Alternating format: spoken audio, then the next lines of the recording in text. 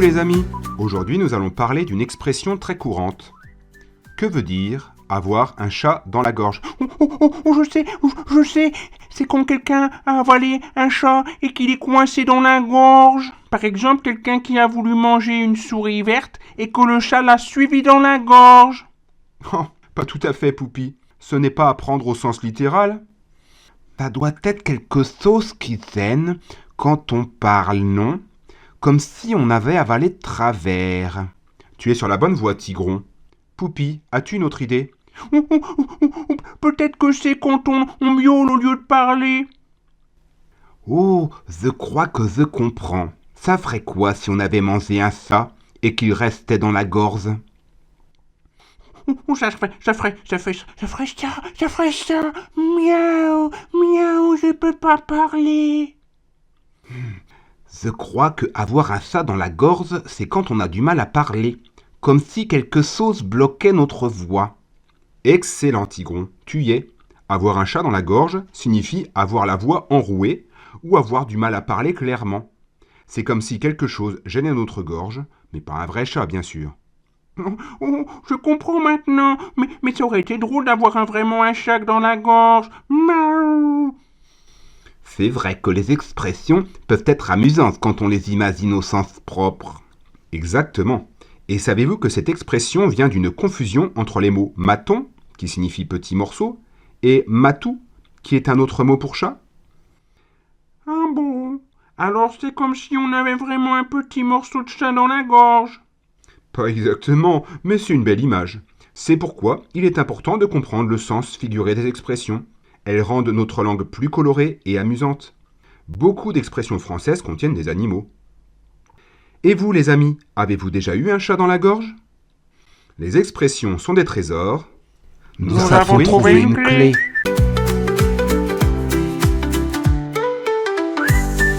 Hello tout le monde! Aujourd'hui, nous allons parler d'une expression courante. Qui va à la chasse perd sa place. Que pensez-vous que cela signifie? Qui tire la chasse perd sa glace. Non, Poupi, ce n'est pas tout à fait ça. Peux-tu nous expliquer ce que tu comprends? Eh bien, si quelqu'un va aux toilettes au moment où on distribue des glaces, il n'en aura pas. Qui va à la chasse perd sa place, Poupi. Attends, je crois que je comprends. L'expression parle de perdre sa place, pas une glace. Bien vu, Tigron. Et que penses-tu que cela signifie?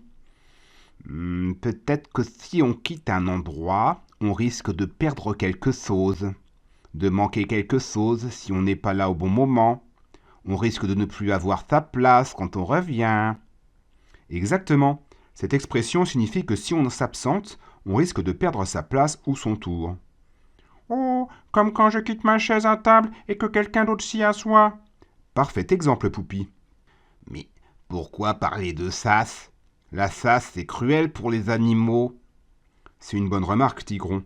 L'expression utilise la chasse comme exemple d'activité qui éloigne quelqu'un. En fait, cette expression vient d'un très vieux livre qui raconte des histoires. Certaines personnes croient qu'elles sont vraies et d'autres non. Quelles histoires? Il y avait 2 frères jumeaux dans ce livre. Le plus âgé aimait chasser, tandis que son frère préférait rester à la maison. Un jour, leur père voulait donner quelque chose de spécial au plus âgé et lui demanda d'aller chasser et de lui préparer un bon repas. Comme un concours de cuisine? Pas vraiment, Tigron. Pendant que le plus âgé était parti chasser, le frère eut une idée. Il se déguisa comme son frère et apporta un repas à leur père. Ce n'est pas très honnête. Tu as raison, Tigron. Le père, ne voyant pas bien, crut que c'était le plus âgé et lui donna ce qu'il voulait. Et l'autre frère? Quand il revint de la chasse, il était trop tard. Il avait perdu sa chance d'obtenir ce que leur père voulait lui donner. Donc, c'est de là que vient l'expression « qui va à la chasse perd sa place » ? Exactement. Cela nous rappelle que si on s'absente, on risque de perdre quelque chose d'important. Les expressions sont des trésors. Nous avons trouvé une clé.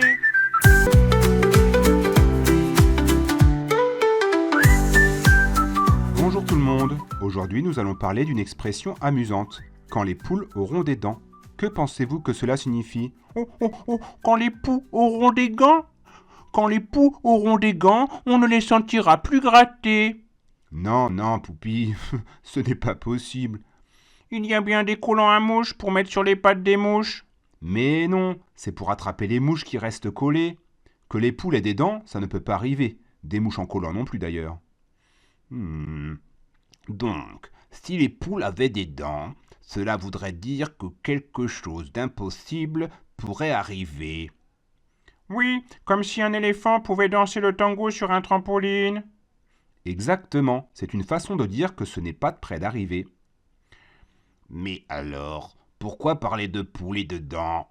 Les poules ne mangent pas avec des dents. Peut-être qu'elles veulent croquer des carottes comme des lapins. C'est une image drôle, mais non, les poules n'ont pas besoin de dents pour manger. Donc, si on est sûr que les poules n'auront jamais de dents, si on attend qu'elles en aient, on attend pour rien. La sauce n'arrivera jamais. Comme le fait que j'aime les gâteaux aux épinards. Donc, dire « quand les poules auront des dents » veut dire « jamais ». Si je dis « Poupie aimera les gâteaux aux épinards quand les poules auront des dents », ça veut dire qu'il n'aimera jamais ça. Oui, c'est ça. Mais savez-vous que des scientifiques ont fait une découverte étonnante à propos des poules et des dents? Oh, ils ont trouvé des poules avec des dents? Pas exactement, Poupie. Mais ils ont réussi à faire apparaître des dents chez des poules en laboratoire. Oh, vraiment? Comment ils ont fait ça? En fait, les ancêtres des oiseaux, des poules donc, avaient des dents il y a des millions d'années. Le corps des poules a gardé les informations qui leur permettent de fabriquer des dents, même si elles n'en font plus. Les scientifiques ont réussi à faire que ces poules-là en fassent de nouveau. Alors, peut-être qu'un jour on verra vraiment des poules avec des dents? C'est une possibilité, Poupie, mais pour l'instant, quand on dit « quand les poules auront des dents », ça veut toujours dire que quelque chose n'arrivera probablement jamais. Donc, même si la science progresse, cette expression garde son sens. Exactement, Tigron. C'est un bon exemple de comment les expressions peuvent garder leur sens même si la réalité change un peu. Les expressions sont des trésors. Nous avons trouvé une clé.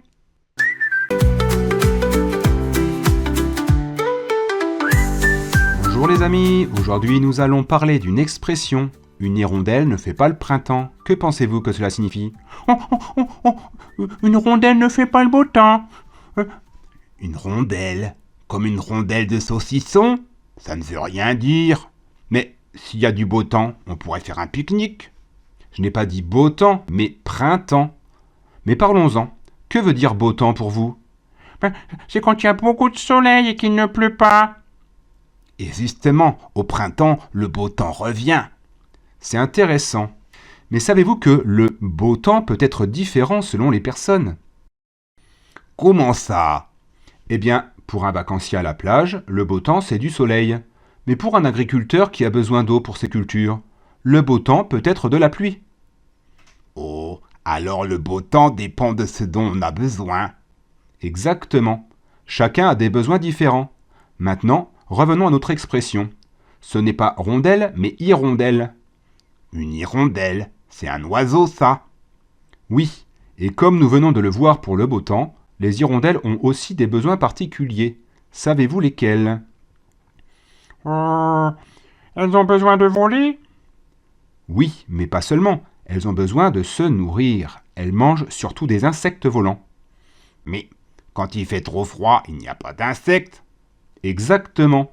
C'est pourquoi les hirondelles voyagent comme d'autres oiseaux migrateurs.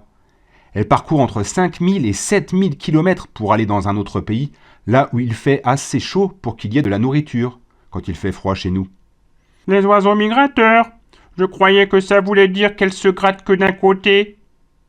Des milliers de kilomètres, c'est super loin. Mais attends, si elles vont si loin, elles ne reviennent pas toutes en même temps, non? Tu as raison, Tigron. Les hirondelles ne reviennent pas toutes ensemble. Alors, comment on sait que le printemps est vraiment là? Si une seule hirondelle revient, ça ne veut peut-être pas dire que les conditions sont bonnes pour toutes les hirondelles. Donc, c'est pas parce qu'il n'y a qu'une seule hirondelle que c'est déjà le printemps. Tu as tout à fait raison, Tigron. Et c'est exactement ce que cette expression veut nous faire comprendre.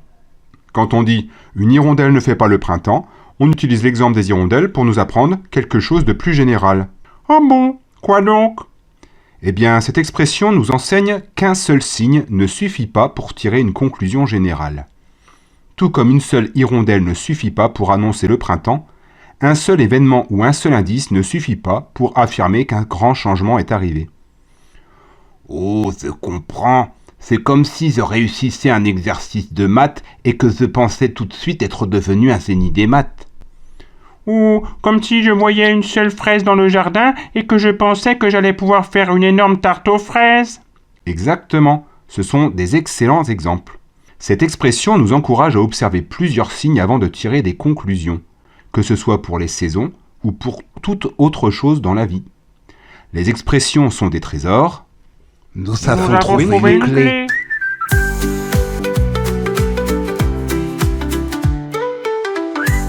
Coucou les amis, aujourd'hui nous allons parler d'une expression intéressante. Pierre qui roule n'amasse pas mousse. Que pensez-vous que cela signifie? Pierre qui roule n'amasse pas mousse au chocolat? Pas tout à fait, Poupi. Peux-tu nous expliquer ce que tu penses? Eh ben, si Pierre roule tout le temps dans sa voiture, il ne peut pas s'arrêter pour manger sa mousse au chocolat. Il doit avoir très faim. Attends, donc tu penses que Pierre qui est affamé ne prend pas le temps d'arrêter sa voiture pour manger sa mousse? Je comprends votre confusion, mais l'expression parle d'une pierre, un rocher, pas d'une personne nommée Pierre. Et amasser, ça veut dire accumuler ou rassembler beaucoup de choses. Dans cette expression, la mousse dont on parle n'est pas la mousse au chocolat, ni la mousse du savon. C'est la mousse verte qu'on trouve dans les forêts ou les endroits humides. Oh, je vois. Donc, si une pierre roule tout le temps, elle ne peut pas s'arrêter pour accumuler de la mousse. C'est comme dire qu'une personne qui change constamment de travail ou de lieu ne peut pas amasser des choses. Cette expression vient de l'observation que les pierres immobiles accumulent de la mousse, tandis que celles qui roulent ne peuvent pas.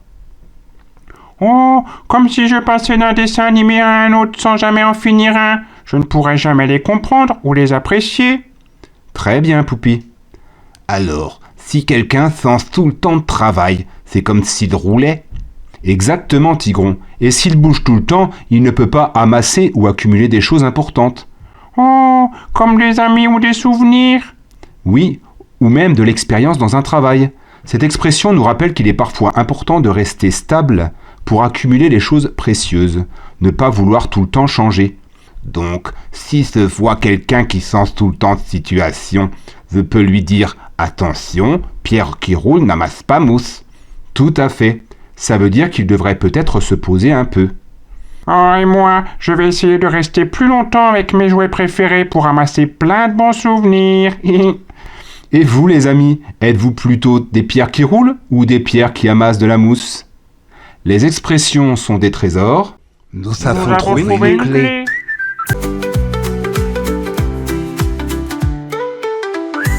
Bonjour, aujourd'hui nous allons parler d'une expression amusante. Mettre la charrue avant les bœufs. Que pensez-vous que cela signifie? Mettre le chariot avant les œufs? Oh, je sais, c'est quand on met le chariot avant les œufs pour faire les courses. Pas tout à fait, Poupi. Peux-tu nous expliquer ce que tu imagines? Eh bien, je vois quelqu'un qui fait ses courses et qui essaie de mettre des œufs dans un chariot de supermarché, mais il a mis le chariot devant les œufs au lieu de les mettre dedans. Attends, je crois que je comprends. C'est une expression qui parle de faire des choses dans le bon ordre, non? Tu es sur la bonne voie, Tigron. Peux-tu nous en dire plus? Eh bien, si on met le chariot devant les œufs, on ne peut pas les déplacer dans le chariot pour aller à la caisse. Donc l'expression veut dire qu'il faut faire les choses dans le bon ordre pour que ça marche. Excellent raisonnement, Tigron. Mais il y a une petite confusion. L'expression ne parle pas de chariot et d'œuf, mais de charrue et de bœuf. Une charrue, c'est quoi ça? Une charrue est un outil que les fermiers utilisent pour retourner la terre. Et ce sont les bœufs, des vaches garçons, en quelque sorte, qui la tirent normalement. Oh, je vois. Donc si on met la charrue avant les bœufs, ça ne peut pas fonctionner. Exactement. Cette expression signifie qu'on fait les choses dans le mauvais ordre. Oh, comme si je mettais mes chaussures avant mes chaussettes? Parfait exemple, Poupi. ou comme si on voulait lire un livre avant de l'avoir écrit. Très bien. Cette expression nous rappelle qu'il est important de faire les choses dans le bon ordre pour qu'elles fonctionnent bien. Mais d'où vient cette expression? Elle vient de l'agriculture. Autrefois, les fermiers utilisaient des bœufs pour tirer la charrue et labourer les champs. Si on mettait la charrue devant les bœufs, rien ne fonctionnerait. Donc, si se voit quelqu'un qui fait les choses dans le mauvais ordre, ça peut dire « Attention, tu mets la charrue avant les bœufs ». Tout à fait. Ça veut dire qu'il devrait peut-être réfléchir à l'ordre de ses actions. Et moi, je vais faire attention à ne pas mettre mon pyjama avant de prendre mon bain. Et vous les amis, avez-vous déjà mis la charrue avant les bœufs? Les expressions sont des trésors. Nous avons Nous avons trouvé trouvé une une clé. clé.